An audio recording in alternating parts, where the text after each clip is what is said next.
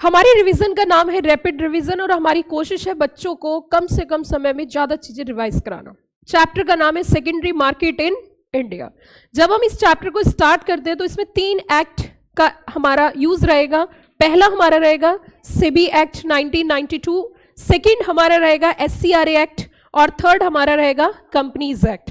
CS करने की एक ही बैकबोन है, वो है मल्टीपल रिवीजन। और इस कॉन्फिडेंस से क्या होने वाला है, कॉन्फिडेंस गोन और कॉन्फिडेंस ऑन और फियर कौन। चलिए जी, सबसे पहली चीज हम बात करते हैं स्टॉक एक्सचेंज की। स्टॉक एक्सचेंज किसे बोलते हैं? स्टॉक एक्सचेंज वो प्लेस है जहां पे बायर और सेलर दोनों मिलते हैं। इट मींस जिसको शेयर्स बेचना है और जिसको शेयर्स खरीदना है, वो एक परफेक्ट प्लेस होती है जहां पर जाकर वो अपनी सिक्योरिटीज को बाय और क्या कर सकते हैं, सेल कर सकते हैं। इससे सबसे ज्यादा क्या मेंटेन होती है, लिक्विडिटी। उसी के साथ साथ हमारी जो स्टॉक एक्सचेंजेस है, स्टॉक एक्सचेंज को रेगुलेट करने के लिए जो एक्ट है उसका नाम है SCRA एक्ट 1956। अगर हम स्टॉक एक्सचेंज की बात करें तो क्या 1956 से पहले स्टॉक एक्सचेंजेस नहीं थे? आंसर इज यस, लेकिन वो कॉर्पोरेट फॉर्म में काम नहीं करते थे। 1956 के बाद 2 चीजें पिक्चर में आई, one is a corporatization, second one is a demutualization. इसका मतलब क्या कि जो पहले आपकी सेक्शन 8 के फॉर्म में स्टॉक एक्सचेंजेस मतलब नॉन प्रॉफिट ऑर्गेनाइजेशन के फॉर्म में जो कंपनीज चल रही थी, जो स्टॉक एक्सचेंजेस चल रही थी, उनको अब कॉर्पोरेट्स में ही क्या करना पड़ेगा, कन्वर्जन करना पड़ेगा। तो इसे हम क्या बोलते हैं, कॉर्पोरेटाइजेशन। कॉर्पोरेटाइजेशन ये हम SCRA एक्ट में भी पढ़ेंगे। तो मुद्दा ये उठता है कि यहां पे आप इसकी डेफिनेशन जब देखोगे, स्टॉक एक्सचेंज जो है वो क्या होता है बच्चों, नर्व सेंटर, जो कि पूरी कंट्री की हेल्थ बताता है। जैसे कि इंसान की पूरी बॉडी की हेल्थ जो है वो आपका ब्रेन बताता है। अगर आपका दिमाग खराब हो जाए तो पूरे तरीके से आपकी बॉडी सही से काम नहीं करेगी। इसी तरीके से हमारे जो स्टॉक एक्सचेंज है वो क्या है, नर्व सेंटर है। SCRA में इन्होंने बताया कि बॉडी ऑफ इंडिविजुअल हो सकता है, लेकिन किससे पहले, कम on reply, before corporatisation. Body corporate आपको इनकॉर्पोरेट करनी ही पड़ेगी कहां पर, या तो कंपनीज एक्ट 1956 में या कंपनीज एक्ट 2013 में। इसका मतलब एक बात साफ हो जाती है, अगर आपको स्टॉक एक्सचेंज के फॉर्म में बिजनेस करना है तो आपको कंपनी इनकॉर्पोरेट करनी पड़ेगी as per companies act 2013। What is the role of the stock exchange?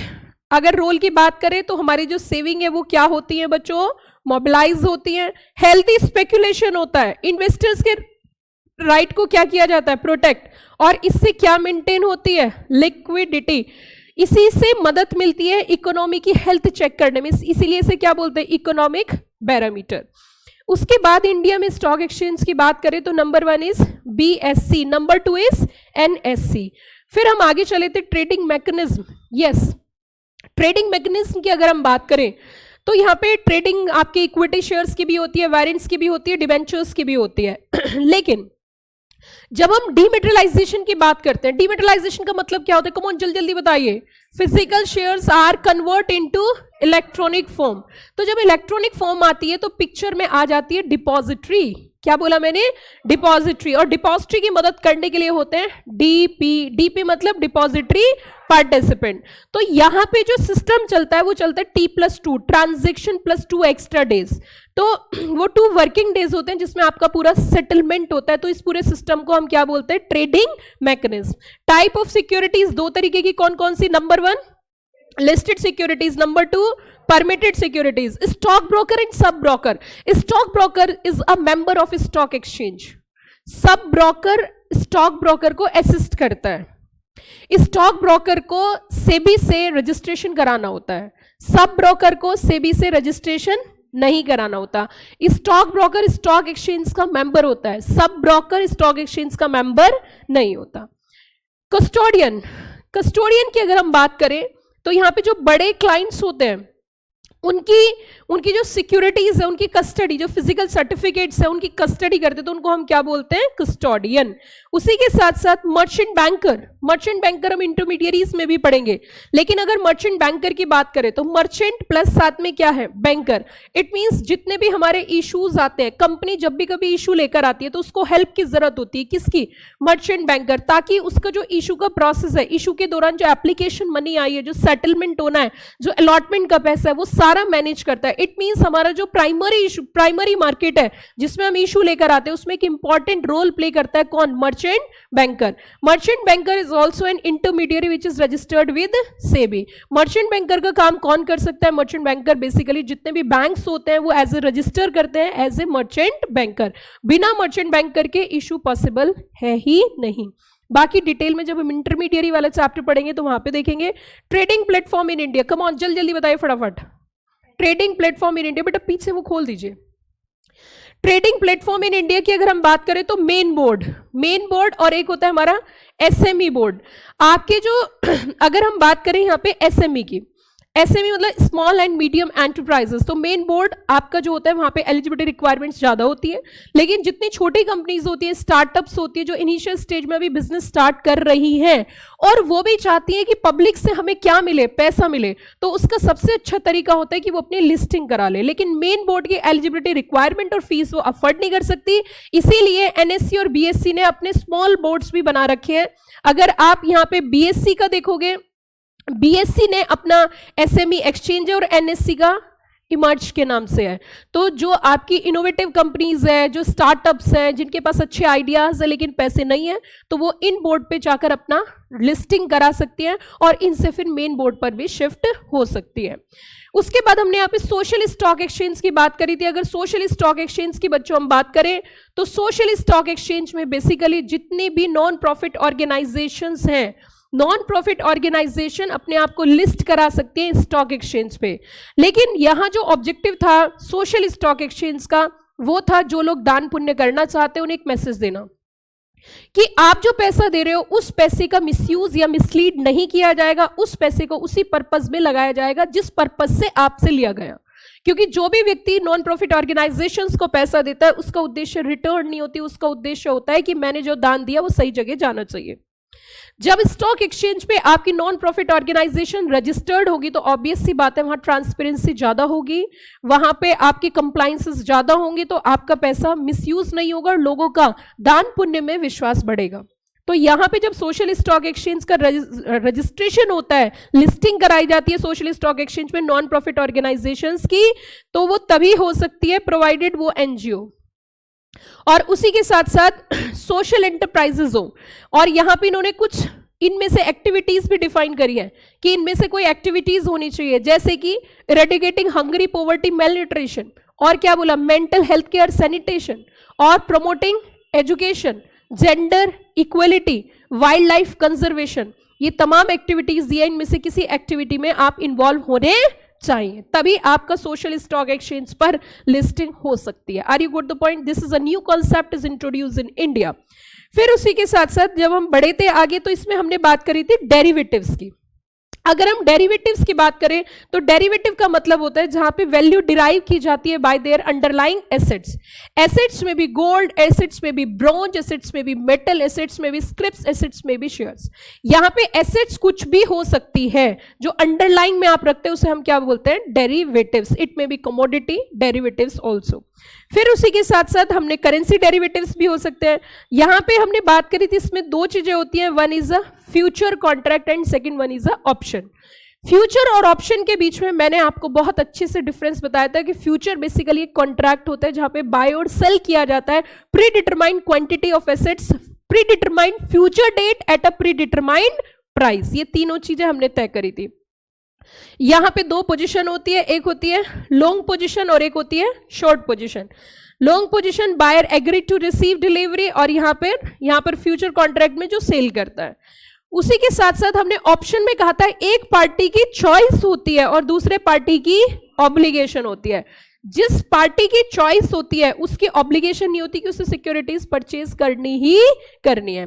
तो ऑप्शन में हमने यहां पे समझा था कि ऑप्शन कॉन्ट्रैक्ट में कॉल ऑप्शन भी हो सकता है और पुट ऑप्शन भी हो सकता है। कॉल ऑप्शन किसे बोलते हैं? कॉल ऑप्शन बायर के पास राइट होता है, holder a right to take delivery, और पुट ऑप्शन में पुट ऑप्शन किसके पास होता है, seller, give right to make delivery. उसी के साथ साथ हमने यहाँ पे on the basis of time भी क्लासिफाई किए थे, यूरोपियन ऑप्शन और साथ में अमेरिकन ऑप्शन। एक्सपायरी डेट, आप अगर इस ऑप्शन को एक्सरसाइज कर सकते हो ओनली ऑन एक्सपायरेशन डेट, तो उसे हम क्या बोलते हैं, यूरोपियन ऑप्शन, और जो एक्सपायरी डेट से पहले एक्सरसाइज किया जाता है उसे हम बोलते हैं अमेरिकन ऑप्शन। राइट एंटाइटलमेंट्स बड़ा ही सिंपल सा शब्द है, इसका मतलब होता है जो एग्जिस्टिंग शेयर होल्डर से उनको एक राइट दिया जाता है। किस चीज का राइट दिया जाता है, कि आपका अधिकार है कि आप सिक्योरिटीज कंपनी की जो आने वाला इशू है उसमें आपका राइट एक्सरसाइज करने का ऑप्शन होगा, आपको एक अधिकार दिया जाएगा, इसे बोलते हैं राइट एंटाइटलमेंट्स, या आपने सुना भी होगा राइट इशू। राइट एंटाइटलमेंट्स जो होता है आप उसे रीअनाउंस भी कर सकते हो, आप फर्दर किसी और को भी दे सकते हो, आप उसे बेच भी सकते हो, ये आपका राइट होता है। राइट इशू क्यों आता है, क्योंकि एग्जिस्टिंग शेयर होल्डर्स कंपनी के साथ इनिशियल स्टेज से जुड़े हुए हैं, और फर्दर अगर कंपनी कभी भी फंड रेज करती है तो उनको भी एक राइट दिया जाता है, एक अधिकार दिया जाता है शेयर्स को सब्सक्राइब करने का। उसी के साथ साथ फिर हमने बात करी थी मार्जिन की। मार्जिन का मतलब क्या होता है, एडवांस पेमेंट किया जाता है स्टॉक ट्रांजैक्शन में। इनिशियल स्टेज में जो आप पेमेंट करते हैं उसे बोलते हैं इनिशियल मार्जिन, और फिर दोबारा से सिक्योरिटीज को मेंटेन करने के लिए जो आपको पेमेंट करना होता है उसे क्या बोलते हैं, बता दो जल्दी से, मेंटेनेंस मार्जिन। उसी के साथ ये डिटेल में तो हमने बहुत अच्छे से पढ़ाई है, जैसे कि आप जानते ही हो, book closure and record date, reasoning के साथ मैंने सारी चीजें समझाई है तभी इतना टाइम लगा है। Book closure and record date कितने दिन तक होता है maximum, come on reply, maximum 45 days as per section number 91। एक साल में 45 डेज है, एक समय पे मैक्सिमम 30 डेज है। बुक क्लोजर रिकॉर्डेड क्यों किया जाता है, वो इसलिए किया जाता है बेसिकली जहां पे डिविडेंड या फिर बोनस या कॉर्पोरेट बेनिफिट्स जब दिए जाते हैं तो लिस्ट फाइनल की जाती है, तो उसके लिए रजिस्टर क्या कर देते हैं, क्लोज कर देते हैं। एक समय पे रजिस्टर क्लोज कर सकते हैं मैक्सिमम 30 डेज, और एंटायरली हम कर सकते हैं मैक्सिमम 45 डेज। एक होती है बच्चों आपकी ब्लॉक डील और एक होती है बल्क डील। ब्लॉक डील जब होती है तो बाकी की ट्रेडिंग फैसिलिटीज कोई भी ट्रेडिंग नहीं होती, और इसका टाइम 15 मिनट का सुबह और 15 मिनट का दोपहर होता है। इसमें एक लार्ज क्वांटिटी में न्यू, यहाँ पे जो ना एक विंडो, जो ब्लॉक का मतलब क्या है कि बाकी और कोई ट्रेडिंग नहीं हो रही, सिर्फ आपकी हो रही है क्योंकि आप बड़ी ट्रेडिंग कर रहे हो। बड़ी का मतलब यहाँ पे क्या है कि शैल बी 10 करोड़, कम से कम कितनी, 10 करोड़। टाइमिंग्स मैंने आपको बता रखे हैं 8:45 से लेके 9 AM सुबह में, और दोपहर में जो आफ्टरनून होते हैं 2:05 से लेके 2:20 तक। लार्ज ट्रेड होती है, सेपरेट ट्रेडिंग विंडो फैसिलिटी होती है। बल्क डील और ब्लॉक डील में अंतर है कि बल्क डील रेगुलर ट्रेडिंग के दौरान ही होती है, लेकिन बल्क में होती है। बल्क में कितना, तो हमने यहाँ पे जो है बेसिकली यहाँ पे समझा था कि जो बल्क डील होता है that is the 0 point total quantity bought और sold is more than 0.5% of number of equity shares of a listed company. यहाँ पे नॉर्मल ट्रेडिंग विंडो होती है और ये थ्रू आउट द ट्रेडिंग, इसमें अलग से कोई टाइम डिफाइन नहीं होता है।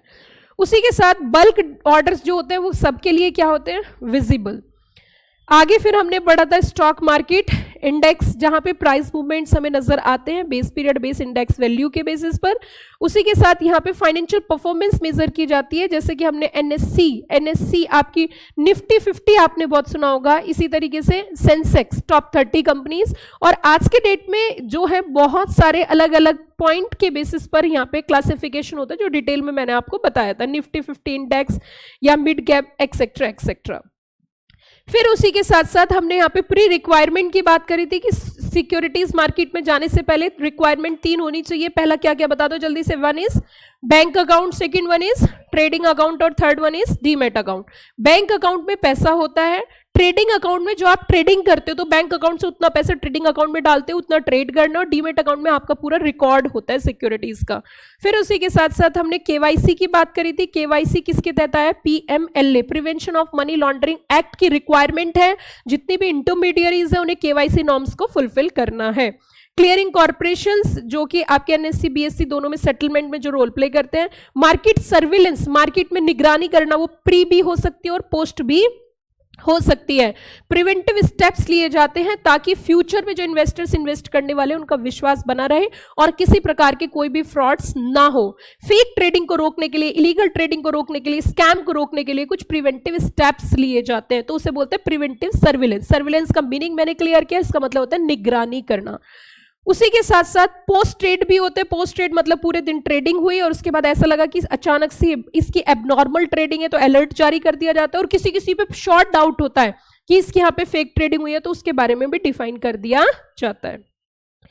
उसी के साथ risk management in secondary market, जैसे कि VAR मैंने आपको बताया था, जिसमें क्या होता है value at risk based margin system, जिसमें असेस कर लेते हैं।